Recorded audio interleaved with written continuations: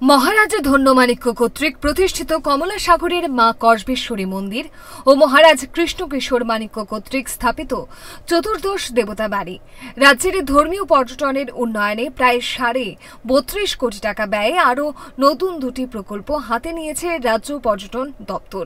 শুক্রবার কমলা সাগর বিধানসভার অন্তর্গত কসবেশ্বরী মন্দির প্রাঙ্গণে আয়োজিত এক অনুষ্ঠানের মধ্য দিয়ে প্রকল্প দুটির ভিত্তিপ্রস্তর স্থাপন করেন মুখ্যমন্ত্রী ডক্টর মানিক সাহা। ধর্মীয় পর্যটন ও সাংস্কৃতিক পরিচর্যার এই মহান কেন্দ্রগুলিকে অত্যাধুনিক পর্যটক বান্ধব ও চিত্তাকর্ষক করে তুলতে এশিয়ান ডেভেলপমেন্ট ব্যাংকের আর্থিক সহায়তায় নির্মিত হবে কসবা পর্যটন পরিকাঠামো এবং চতুর্দশ দেবতা বাড়ি পর্যটন পরিকাঠামো। অনুষ্ঠানে মুখ্যমন্ত্রী বক্তব্য রাখতে গিয়ে বলেন, বর্তমান সরকার গত কয়েক মাসে রাজ্যের বিভিন্ন জায়গায় উন্নয়নে 772 কোটি টাকার প্রকল্পের উদ্বোধন করা হয়েছে। অতীতে তা দেখা যায়নি। আগে পর্যটনকে শিল্প ঘোষণা হলেও শিল্পের কোনো কাজ হয়নি। সবাইকে চাকরি দেওয়া সম্ভব নয়। তাই পর্যটন শিল্পের মাধ্যমে বেকার ছেলে মেয়েদের আর্থ-সামাজিক উন্নয়ন ঘটাতে হবে। 6-7 মাসে আমি বিভিন্ন জায়গায় বিভিন্ন মহকুমায় আমি যাই, সেখানে 772 কোটি টাকা বিভিন্ন জায়গায় উদ্বোধন ফাউন্ডেশন লে এখন পর্যন্ত আমি করেছি। অর্থাৎ এই গভর্নমেন্ট যে কথাটা বলছিলাম যে ইনফ্রাস্ট্রাকচার ডেভেলপমেন্ট আমরা যে করছি সেটা কিন্তু আগে আমরা দেখিনি। আমার পূর্ববর্তী বক্তা মাননীয় মন্ত্রী বলেছেন যে আগে পর্যটনকে ঘোষণা করেছিল একটা শিল্প, কিন্তু সেইভাবে কিন্তু শিল্প ঘোষণা করেছে কিন্তু কাজ করেনি। এই শিল্পের মাধ্যমে যেটা বলার চেষ্টা হয়েছে যে আমরা সবাইকে চাকরি দিতে পারবো না, কিন্তু এই শিল্পের মাধ্যমে যাদের আর্থসামাজিক উন্নয়ন হয়, আমাদের ছেলে মেয়েদের যাতে তাদের জীবন জীবিকা যাতে ভালো হয়, সেই দিকে কিন্তু সেটা হচ্ছে। ঐতিহ্যবাহী সনাতন সংস্কৃতির পূর্ণভূমি ত্রিপুরায় রয়েছে একাধিক রাজন্য স্মৃতি বিজড়িত ধর্মীয় পীঠস্থান। ত্রিপুরায় বিজেপি সরকার আসার পর ধর্মীয় পর্যটন স্থানগুলিকে পুনরুদ্ধার করেছে। মহারাজাদের কৃষ্টি ও সংস্কৃতিকে ধ্বংস করে দিয়েছিল আগের সরকার।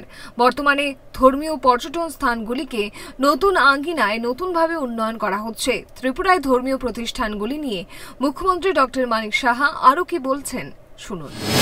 ধর্মীয় পর্যটনের মধ্যে যদি আমরা চিন্তা করি, এর মধ্যে 500 বছরের যে পুরনো শক্তিপীঠের পীঠস্থান, এর মধ্যে আলোচনা হয়েছে ত্রিপুরেশ্বরী মন্দির এবং কসবা কালীবাড়ি। আজকে এখানে আমরা যেটা ইনফ্রাস্ট্রাকচার আমরা ডেভেলপ করলাম, প্রায় 15 শতকে মহারাজা ধন্যমাণিক্য একটা উঁচু জায়গায় সেখানে এটা প্রতিষ্ঠিত করেছে, আমরা সবাই জানি।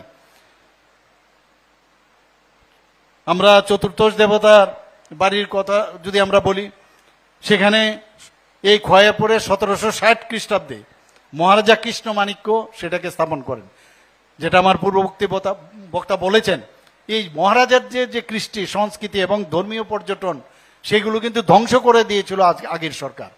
আমরা আসার পর, এই ভারতীয় জনতা পার্টির নেতৃত্বাধীন সরকার আসার পর আমরা সেইগুলোকে পুনরুদ্ধার করছি এবং নতুন আঙ্গিনায় এবং নতুনভাবে আমরা সেগুলো কিন্তু ডেভেলপ করছি।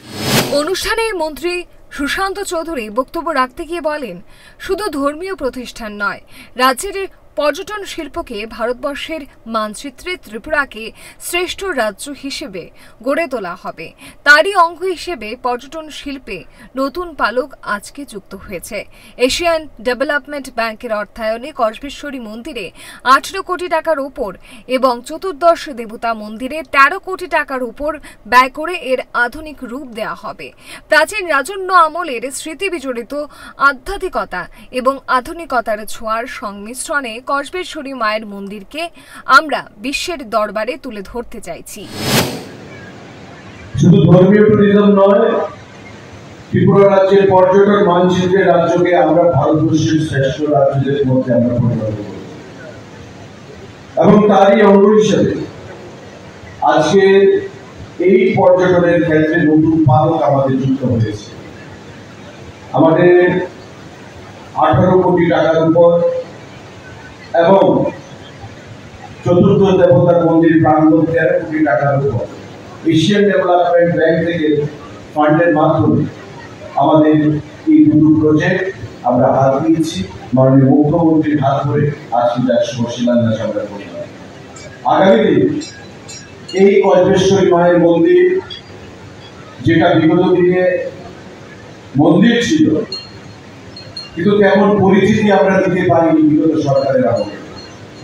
আমাদের সরকার প্রতিষ্ঠা হওয়ার পর আমরা প্রসাদ স্কিমে একদিকে যেমন ত্রিপুরী সুন্দরী মায়ের মন্দিরকে বিশ্বের মানচিত্রে তুলে এনেছি, আমাদের আস্থার কেন্দ্রবিন্দু, আমাদের বিশ্বাসের স্থল, আমাদের ভরসার স্থল হিসেবে আমাদের কল্পেশ্বরী মায়ের মন্দিরকেও আমরা বিশ্বের দরবারে তুলে ধরতে চাই।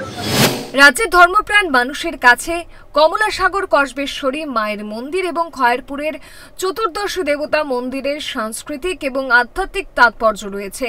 নতুন রূপে নতুন সাজে গড়ে উঠছে কসবা ভিউ টুরিস্ট লজ এবং চতুর্দশ দেবতা মন্দির।